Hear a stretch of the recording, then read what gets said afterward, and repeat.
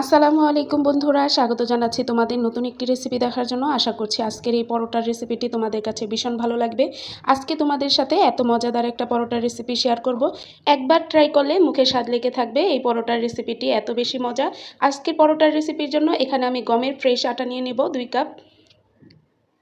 আমি এখানে 2 কাপ দিয়ে বানাচ্ছি, চাইলে তোমরা কম বেশি করেও নিতে পারো বন্ধুরা। দিয়ে দেব স্বাদ মতো লবণ। 1 চামচ চিনি দিচ্ছি, যাদের সুগার আছে তারা অবশ্যই চিনিটা বাদ দিয়ে নেবে। দিয়ে দেব 1 টেবিল চামচ গুঁড়া দুধ। এখন সবগুলো উপকরণ আমি ভালো করে চামচের সাহায্যে মিক্স করে নেব। ভালো করে শুকনা উপকরণগুলো আমি মিক্স করে নিয়েছি। এখন এর মধ্যে দিয়ে দেব একটা ডিম। আমি ডিম দিয়েও আটার সাথে ভালো করে ময়ন করে নেব।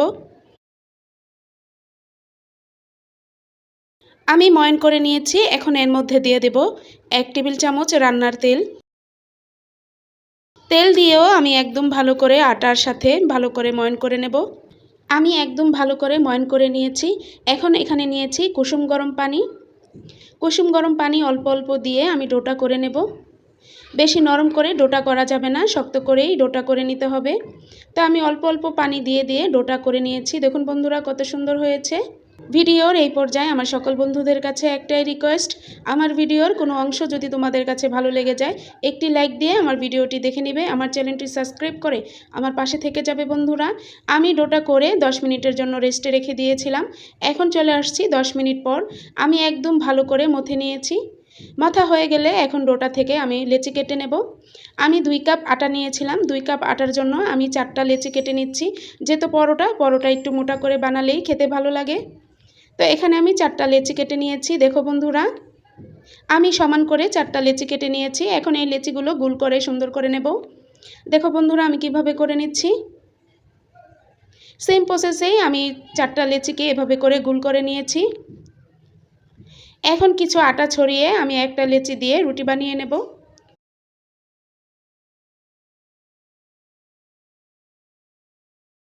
কিছু আটা ছড়িয়ে এভাবে করে বেলুনের সাহায্যে আমি রুটিটা বড় করে বানিয়ে নেব। রুটিটা আমি বানিয়ে নিয়েছি। এখন এর মধ্যে দিয়ে দেব অল্প তেল, কিছু আটা ছড়িয়ে দেব। এভাবে করে আটার তেল ভালো করে এভাবে ছড়িয়ে এভাবে চারপাশেরটা আমি ফোল্ড করে নেব। ফোল্ড করে আবারও গোল করে নেব। এভাবে করে গোল করে আমি আবারও আটা ছড়িয়ে আবারও সুন্দর করে পরোটা বানিয়ে নেব। একবার হলো এই পরোটার রেসিপিটি ট্রাই করে দেখবেন বন্ধুরা, ভীষণ ভালো লাগে। মেহমান আপ্যায়ন বা স্পেশাল গেস্টের জন্য এই পরোটার রেসিপিটি ট্রাই করতে পারেন বন্ধুরা। আমি আবারও বেলে নিচ্ছি। এই পরোটাটি দেখতে যেমন লোভনীয়, খেতে ভীষণ মজা, নরম তুলতুলে। দেখুন বন্ধুরা আমি তো একটা পরোটা বানিয়ে নিয়েছি। সেম প্রসেসে আমি অফ স্ক্রিনে সবগুলো পরোটা বানিয়ে নেব। একবারে যদি আমি সবগুলো বানানো দেখাতে যাই তাহলে ভিডিওটা অনেক বড় হয়ে যাবে বন্ধুরা, তাই আমি অফ স্ক্রিনে বাকির পরোটাগুলো বানিয়ে নিয়েছি। এখন আমি চুলায় একটা প্যান বসিয়ে দিয়েছি। প্যান গরম হয়ে গেলে বানানো পরোটাটা আমি দিয়ে দেব।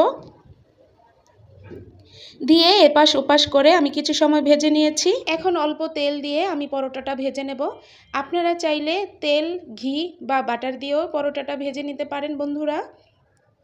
দেখুন বন্ধুরা আমি কিভাবে করে ভেজে নিচ্ছি।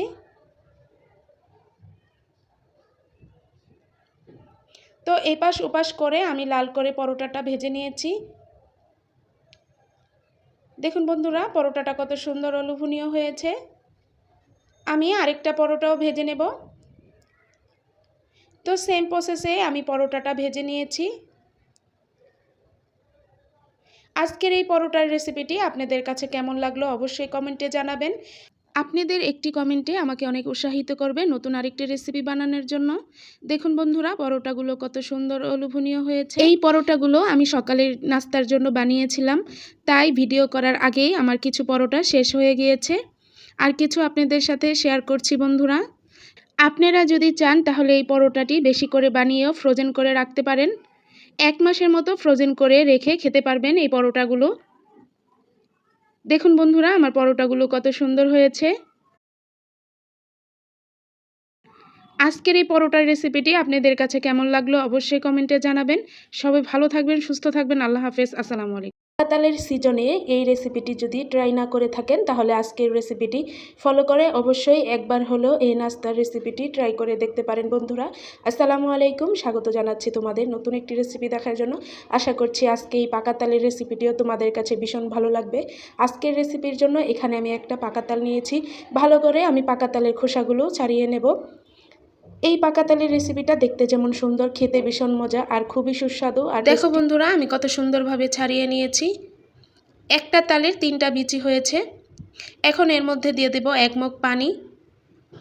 পানি দিয়ে আমি তালগুলো একটু চটকিয়ে নেব।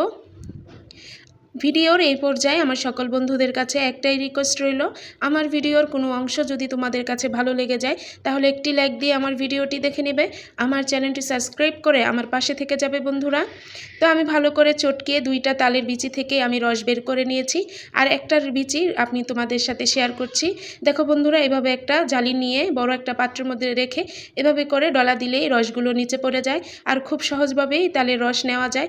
আমরা অনেকেই আছি তালের রস কষ্ট হয় নিতে, এই জেনে আমরা তাল নিতে চাই না বা তালের রস খেতে চাই না। তো এভাবে খুব সহজেই তোমরা নিয়ে নিতে পারবে তালের রস। তো আমার তালের রসটা নেওয়া হয়ে গিয়েছে। এখন ভালো করে ছেঁকে নিতে হবে। আমি একদম ভালো করে তালের রসটাকে ছেঁকে নিয়েছি। দেখো বন্ধুরা, তালের রসটা দেখতে কত সুন্দর হয়েছে আর কতটা ঘন। আমি বেশি পানি দিয়েই তালের রসটা নিইনি, শুধু 1 মগ পানি দিয়েই নিয়েছি, তার জন্য কত ঘন হয়েছে। তো আমি অর্ধেকটা তালের রস উঠিয়ে রেখে দিয়েছি আর অর্ধেকটা দিয়ে আজকের রেসিপিটি বানিয়ে নেব। এখানে আমি নিয়েছি 1 কাপ চালের গুঁড়া।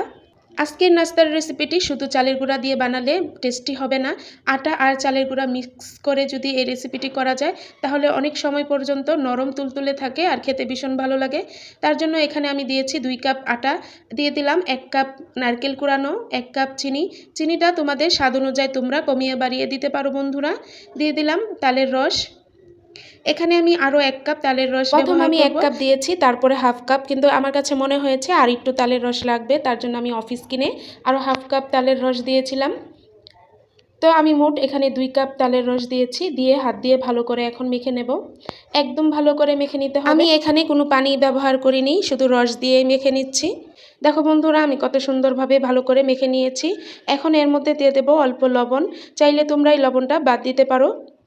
দিয়ে দেব অল্প একটু খাবার সোডা, দিয়ে অল্প অল্প পানি দিয়ে আমি গোলাটা আবারও করে নেব।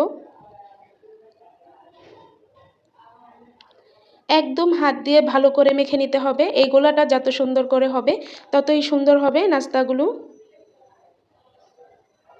তো দেখো বন্ধুরা, আমি কতটুকু পানি দিয়ে দিয়ে করে নিচ্ছি। এটার ঘনত্বটা দেখে বুঝে নিতে হবে বন্ধুরা। দেখো আমি খুব সুন্দর করে গোলাটা করে নিয়েছি। এখন আমি চুলায় একটা প্যান বসিয়ে দিয়েছি পর্যাপ্ত পরিমাণের রান্নার তেল। তেলটা যখন হালকা গরম হয়ে যাবে তখন দিয়ে দেব একে একে করে। তোমরা চাইলে ছোট না দিয়ে বড়ও দিতে পারো বা এর চেয়েও ছোট করে দিতে পারো, কিন্তু এই সাইজের নাস্তাগুলো আমার কাছে দেখতে বেশি ভালো লাগে, তার জন্য আমি একটু ছোট করেই বানিয়ে নিচ্ছি। তো দেখো বন্ধুরা, আমি কিভাবে দিয়ে নিচ্ছি নাস্তাগুলো বা পিঠাগুলো। এই পর্যায়ে চুলার জালটা অবশ্যই লো হিটে রেখে নিতে হবে, না হলে পিঠাগুলো লাল হয়ে যাবে কিন্তু ভিতরে কাঁচা থাকবে। কিছুক্ষণ অপেক্ষা করার পর এক পাশ হালকা হয়ে গেলে এখন আমি উল্টিয়ে দেব। এখানে আমি একটা চামচের সাহায্যে সবগুলো নাস্তা বা পিঠা উল্টিয়ে দেব। দেখো বন্ধুরা, নাস্তা বা পিঠাগুলো কত সুন্দরভাবে ফুলে গিয়েছে আর দেখতে কত সুন্দর ও লোভনীয় লাগছে। আজকের এই রেসিপিটি ফলো করে যদি একবার এই নাস্তাগুলো বানিয়ে খাও তাহলে অবশ্যই বারবার এই রেসিপিটি ট্রাই করবে। নাস্তাগুলো আমি উল্টিয়ে নিয়েছি। একইভাবে আমি এপাশ ওপাশ করে নাস্তাগুলো পছন্দ মতো কালার আসার আগ পর্যন্ত ভেজে নেব বন্ধুরা। এই নাস্তাগুলো দেখতে যেমন সুন্দর, খেতে ভীষণ মজা আর খুবই টেস্টি আর হেলদি একটা নাস্তা। দেখো বন্ধুরা, নাস্তাগুলো বা পিঠাগুলো আমার পছন্দ মতো কালার চলে আসছে। এখন সবগুলো আমি তুলে নেব। অফ স্ক্রিনে আমি সবগুলো পিঠা বা নাস্তা বানিয়ে নেব বন্ধুরা, কারণ সবগুলো ভাজা দেখাতে গেলে ভিডিওটা অনেক লং হয়ে যাবে। তো তেল ঝরিয়ে আমি সবগুলো পিঠা তুলে নিয়েছি।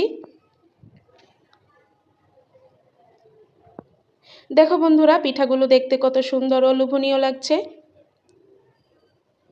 একবার হলেও আজকের এই রেসিপিটি ফলো করে বানিয়ে দেখতে পারো বন্ধুরা, ভীষণ ভালো লাগে। আজকের এই পিঠার রেসিপিটি তোমাদের কাছে কেমন লাগলো অবশ্যই কমেন্টে জানাবে। তোমাদের একটি কমেন্ট আমাকে অনেক উৎসাহিত করবে নতুন একটি রেসিপি বানানোর জন্য। সবাই ভালো থাকবে।